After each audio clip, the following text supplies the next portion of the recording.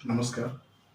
मी comrade Hanumant कुळे, लालबावटा आशा worker व घटप्रवर्तक union जिल्हा संघटक.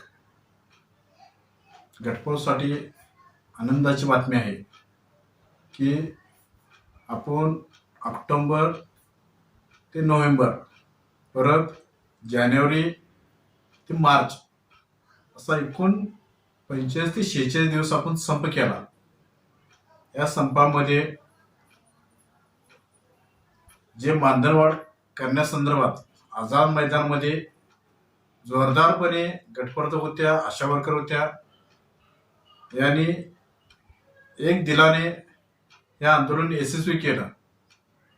यामध्ये आशानं 5,000 मानधनवाढ झाली आणि गटप्रवर्तकांना 1,000 फक्त मानधनवाढ झाली.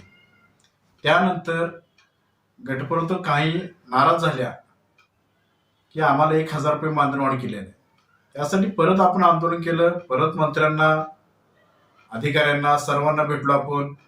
परत त्यांचा 4,000 मानधनवाढीचा जी.आर. आला. ती मानधनवाढ एप्रिलपासून मिळणार आहे. त्याचं सुद्धा आता पत्र 19 तारखेला पत्र निघालेले आहे. ती मानधनवाढ सुद्धा आता या महिन्याअखेरपर्यंत सर्व गटप्रवर्तकांच्या अकाउंटला ती जमा होणार आहे.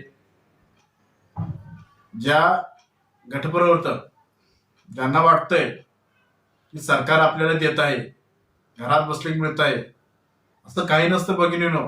यासाठी संघर्ष करायला लागतो. ज्या संघर्ष करून अशा गटप्रवर्तक ज्या होत्या मैदानात त्यांना माहिती आहे काय तिथली वस्तुस्थिती काय होती. ना झोपायला जागा होती, थंडी, ऊन, वारा, पाऊस असल्यामध्ये गटप्रवर्तकांनी संघर्ष करून ही संघर्षातून मिळाली मानधनवाढ आहे. संप केला म्हणजे हे सर्वांसाठी संप असतात. 4 संपात 4 घरी असं करून चालणार नाही. आपले अजून विषय, आपला अजून समावेशचा विषय आहे. अजून आपल्याला भरपूर आपले प्रश्न आहेत. पेन्शनचा विषय आहे. त्यामुळे सर्व गटप्रवर्तकांना माझे आव्हान आहे, इथून पुढे ज्या आता नव्हत्या संपामध्ये त्यांनी इथून पुढे संघटनेच्या पाठीशी राहा. आपले प्रश्न 100% मार्गी लागतील. संघटना तुमच्या प्रत्येक हक्कीला तुमच्या पाठीशी असणार आहे. त्यामुळं वारंवार आम्ही सांगत असतो की संघटनेशी एकनिष्ठ राहा. कारण का अजून बरेच आपले आत्ता आपण पहिले आपले गटप्रवर्तक किती मिळत होते 3,500. त्या 3,500 नंतर आतापर्यंत वाढले किती बघा. ते कोणावर वाढले? सरकार काय असं देत नाही ना. त्या संदर्भात संघर्ष करावा लागतो. किती दिवस संघर्ष केला, त्या संघर्षातून मिळालेली ही मानधनवाढ आहे. त्यामुळं सर्वांनी संघटनेची पाठीशी राहा. सर्वांनी संघटनेची सभासद झालं पाहिजे. आणि ही मानधनवाढ अजून आपल्याला मानधनवाढ घ्यायचं आहे. शासकीय कर्मचारी दर्जा घ्यायचा आहे.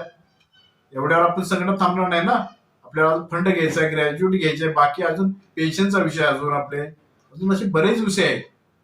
त्यामुळं ज्या गटप्रवर्तक संघटनेमध्ये सामील आहे त्यांनी संघटनेमध्ये सामील व्हावं.